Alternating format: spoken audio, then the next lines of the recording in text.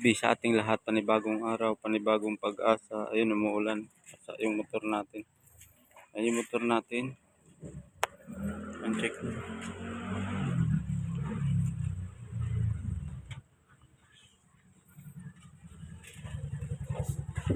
Yan, dito na tayo maulan.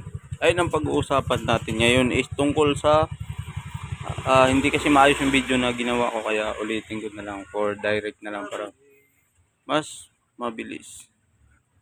Ayun ang pag-uusapan natin ngayon is tungkol sa sino nga ba ang may mali, yung LTO nga ba o yung kasa.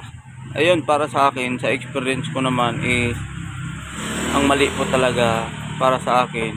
Mamaya pag-uusapan natin kung sino ba talaga yung mali. Anya, para sa akin, nabili ko tong motor na to cash noong January. Bali, na-release yung plaka last week lang, mga August 20 o di ako nagkakamali. Yan, August 20. Ayun, ang naging problema dito is yun, pinalo up ko sa kasa mga ilang buwan. Ang sabi talaga ng kasa is wala pa yung plaka. Yeah, 'di ba? Yun ang naging problema. Ang naging problema talaga dito yung LTO. Kasi ang nakalagay sa batas nila na 15 days dapat na-release na yung plaka natin, 'di ba? Yun naman talaga yung nakalagay. 'Di ba? Sino nga ba ang sinungaling, 'di ba? Dito sa akin is para sa akin ang may mali dito, at kitang-kita nyo naman January na kuha yung motor.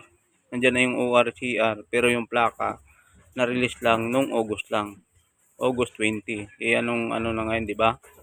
Sino nga ba ang may mali o tama nga ba yung ano nila, yung sinasabi na 15 days may plaka na, 'di ba? Napakasinungaling yung pinaka-head nila sa LTO pag in-interview nila sa social media. 'Di ba? Hindi naman po 'yun maganda kasi syempre ang naging problema natin dito is yung gastos. 'Di ba? Paano pa yung iba na pupunta doon sa mismong LTO o pupunta sa kasa, 'di ba, paulit-ulit at wala namang napala, 'di ba? Hindi talaga lahat ng plaka is meron na agad. Problema talaga is LTO po, 'di ba? Sila po talaga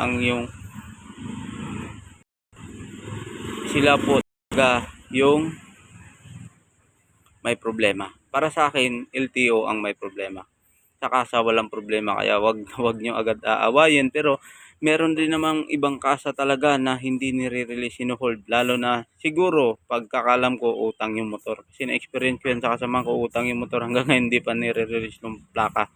Pero pinalo up niya na, baka ibigay na yung plaka kasi nga September 1 in-extend, diba? August 1 nag-higpit sila, September 1 nag-extend sila buwan. Malalaman natin sa September 1. Abangan nyo rin yung vlog ko at mag-subscribe na kayo dyan sa mga hindi pa nakasubscribe para ma-update kayo kung anong mangyayari sa September 1, kung maghihigpit ba talaga sila o hindi. Ayun, para sa akin dito ang may kasalanan is LTO. Isa, sinungaling talaga. Na-proof ko naman kasi January nga is na-release nila is August 20 pa. Nung nakaraang linggo lang. 'Di ba? 15 days, mali yan. Hindi talaga totoo. Pero yung sa kasa naman may mga nag-hold talaga. Hindi lahat naman ng kasa, pero may nag-hold talaga ng mga plaka. Hindi natin alam kung ano ang dahilan. Pero based sa experience ko, sa sinabi ng kakilala ko is utang yung motor. Kaya bakit naka-hold. Pero bawal na bawal yan. Pwede na silang i-report. Ayun nga, kung pupunta kayo, mas maganda kung saan ba talaga kayo pupunta sa LTO na mismo, para malaman nyo kung may plaka ba kayo o hindi. At iwas na rin gastos, isang punta na lang. Ang dadalhin nyo lang yung ORCR at ORCR nyo. Kasi yan yung titingnan. At una sa lahat, tandaan nyo to. Ang dadalhin nyo, kung saan naka-address yung ORCR nyo, check nyo mabuti. Huwag na huwag kayong pupunta ng ibang LTO kasi gagastos kayo ulit at dun pa rin kayo papupuntahin kung saan naka-address yung motor nyo. Ayun, abangan nyo next vlog. Paano po kaya ko yung 2011, 2010 na wala pang plaka, tapos sikanhan na bili mo at hindi mo na makontak yung ano. Ayun, isa din yan sa mga topic natin. Abangan nyo lang, at sa mga hindi pa nakasubscribe, subscribe na kayo sa aking channel.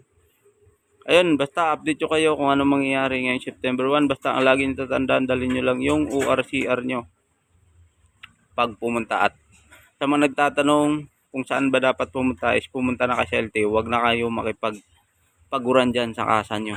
Doon mismo sa LTO, pag sinagot ni LTO may plaka ka na, doon mo na kulitin yung kasa mo. Kasi sure na meron ka ng plaka pag sinabi nilang meron ka ng plaka. Pero huwag kayo maniniwala dyan sa 15 days na sinasabi nila, sila yung may problema talaga, yung LTO. Kasi biruin mo ilang buwan bago dumating sa akin, 7 months kung inantay yung plaka. Saan nangyari yung 15 days, di ba?